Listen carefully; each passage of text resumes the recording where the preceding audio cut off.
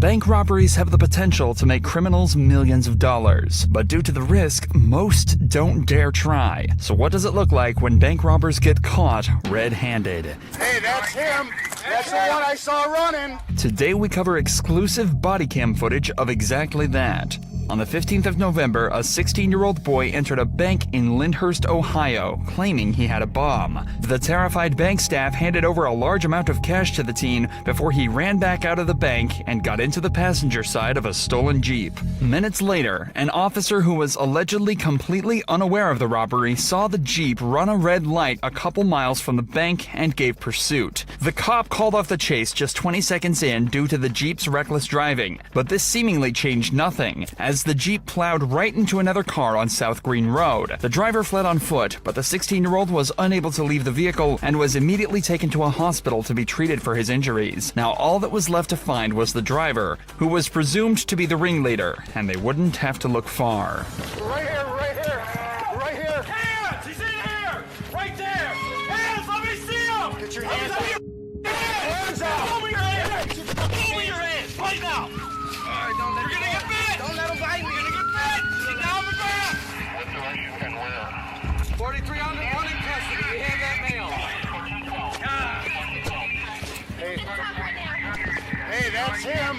That's the one I saw running. That's the one I saw running. Hi, it's Roman Patterson. I'm the reason you got caught. Boy! Go boy! Get up. Get up and shut your mouth. You have the right to remain silent. Go boy! With the help of a police canine unit, the man was found hiding in a dumpster close to the crash site, and the cops were easily able to identify him as the man who fled the vehicle. Please, just stop talking for a second. Just don't say anything. I will. But you're the guy I saw running, dude. You saw me? Yeah, I saw you running too. And you're on my car camera, bud. Look, I got a question. And you're on my car You camera. know, I ride away from y'all. You want me Right to to tell you remain why I silent. Anything you say can and will be used Wreck your against car? We already know. I didn't know. Can I tell you what happened?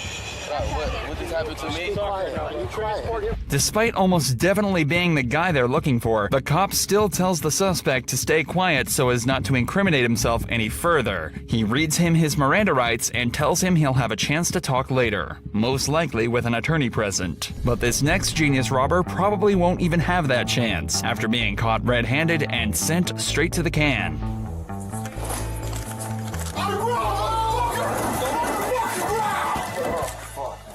That guy made it extremely easy for the cops, but the next robbers had absolutely no intention of helping them out whatsoever, initiating a massive police chase after stealing thousands of dollars from a nearby bank. A man noticed two people running into a bank in masks and hoodies, and immediately dialed 911 to report the activity. Unfortunately for the robbers, though, the man was an off-duty officer, and he was willing to get directly involved and help bring them down.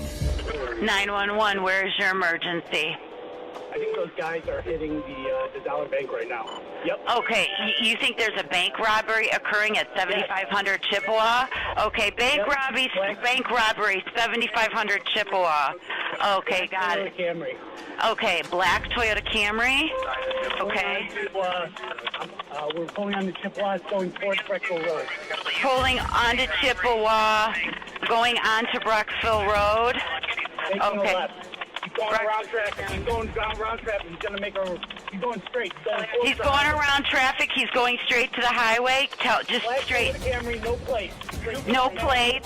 The off-duty officer gives a detailed description of the suspects and vehicle, and gives the dispatcher enough information for 2 patrol units to station themselves where they think the Camry is heading. And luckily enough, less than 2 minutes later, they spotted it. Okay, they're all coming. Still approaching Walling. Okay, approaching Walling. Is he speeding up? No plate. Westbound. 40 westbound. I'll be in pursuit. Going eastbound. Traffic heavy. We're going to be approaching the bridge. Speed 90. Traffic heavy. 58, you copy this? We're going to be approaching the bridge here in a second. As soon as the patrol vehicles make visual contact, the dispatcher moves out of the way and lets the pursuing cops take over the communication. Their job is to give live updates on the vehicle's location and any possible safety hazards to them or the public. When traffic is heavy like this, the cops have to be extra careful and decide whether or not to even keep chasing in the first place. But these cops aren't giving up anytime soon. 80, traffic heavy on the bridge, trying to make it through cars here. He's in the speed lane. We're in the middle of the bridge, crossing over into Valley View. I don't know if he's going to be getting off at transportation or not. Getting off at transportation, speed 90, slowing.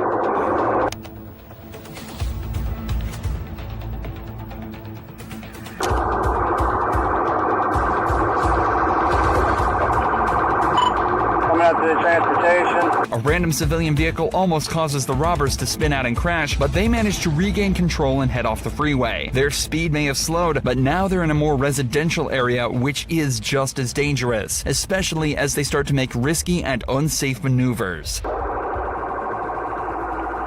Northbound transportation, speed 40. Right on them. Let me know if you want me to do anything else. We'll pursue. We're getting back on the highway going westbound. Copy, you good to pursue. Copy, I'm on them. Speed 38, getting back westbound.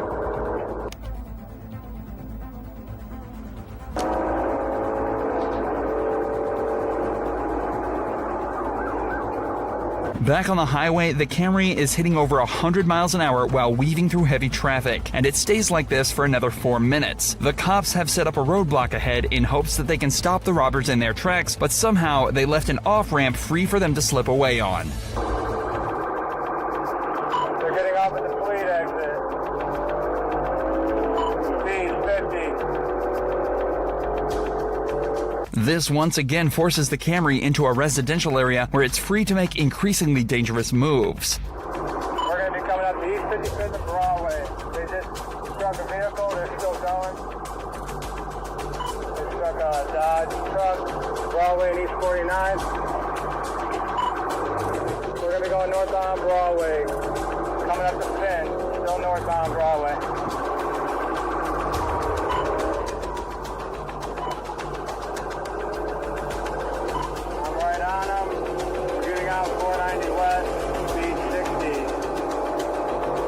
The robbers head back onto the highway for the last time before once again taking an off-ramp into a residential area. But it seems all this high-octane driving has gotten the better of them, and they end up making their worst decision yet. Exiting Lorraine.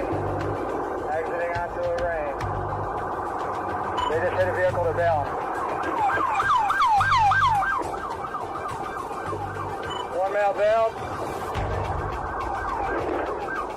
One male bailed. He hit my car. Southern Garfield, yeah, he's got to pursue on his own. My vehicle is dysfunctional at this point. They struck a vehicle, West 85th and Lorraine. I'm out on foot.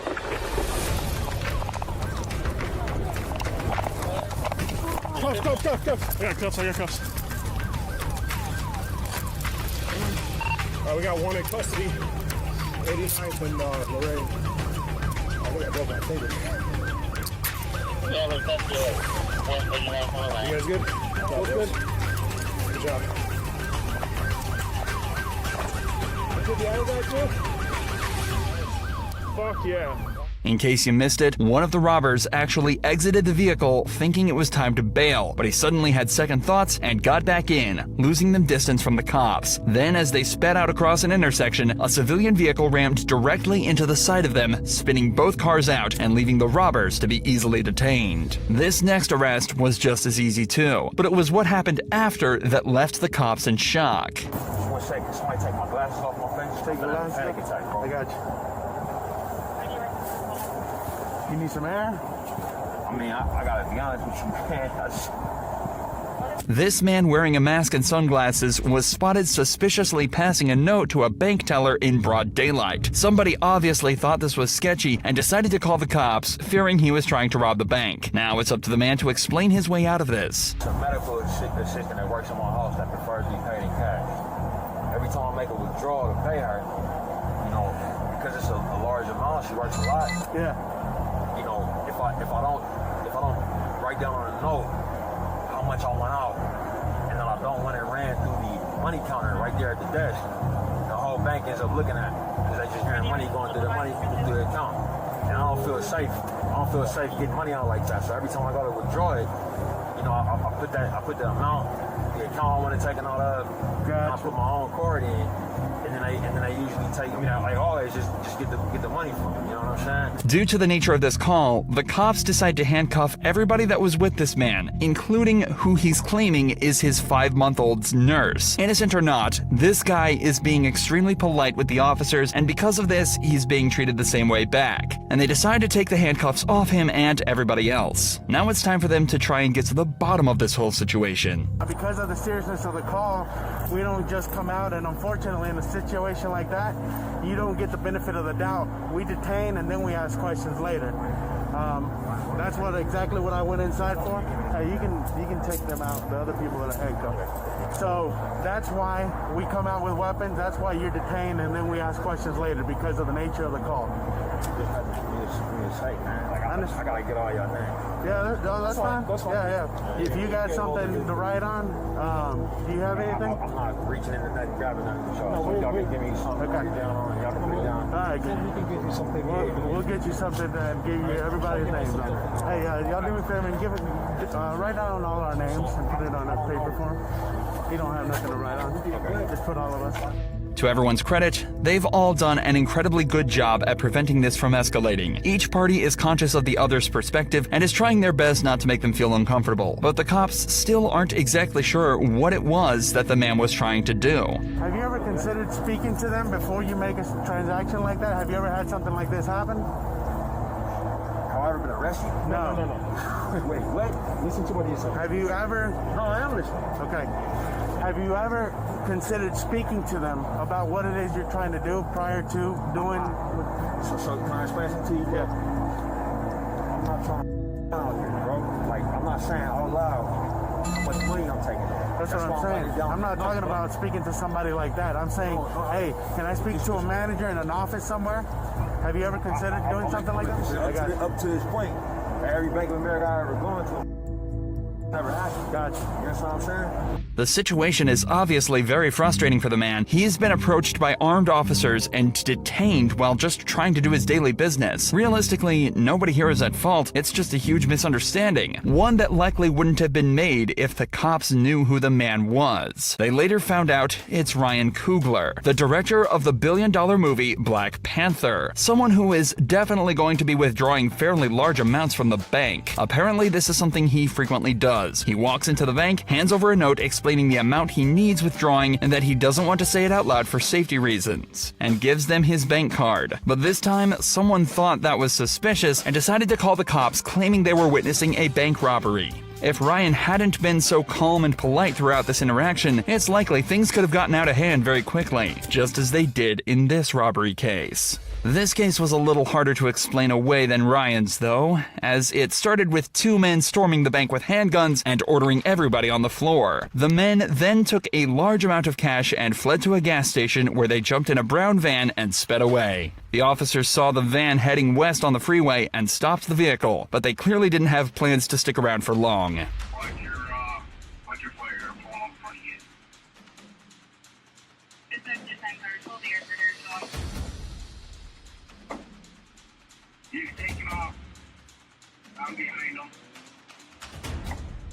We're still only doing 43 miles an hour. The thing about vans, though, is that they're not well known for their prowess in high-speed chases, and in less than 30 seconds, one of the pursuing vehicles manages to get in front to box it in.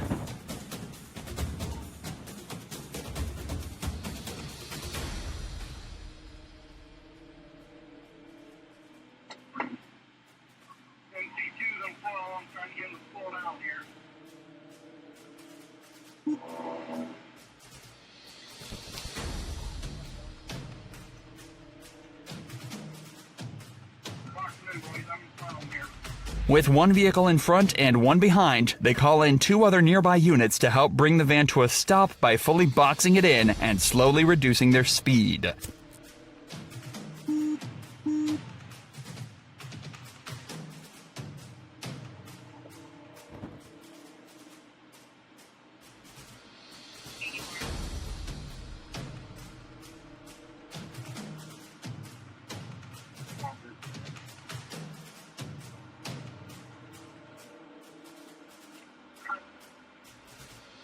but the van somehow manages to break free and continues to head down the freeway tailed by 4 police cars. But the plan hasn't changed, and the cops attempt to set up the maneuver for a second time.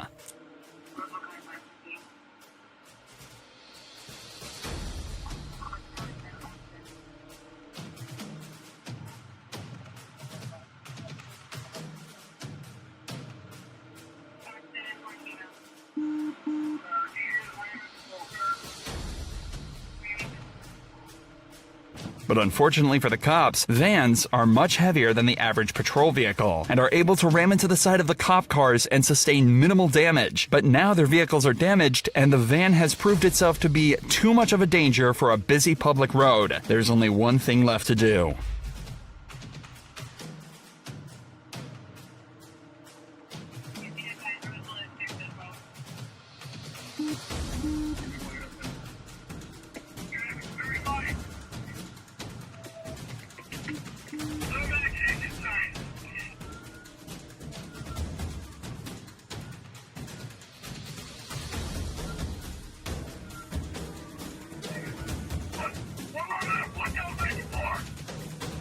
The suspect vaults over to the other side of the interstate, but is taken down by a taser shortly after making it across the road. Miraculously, nobody was hurt during the chase, and the suspects were both taken into custody.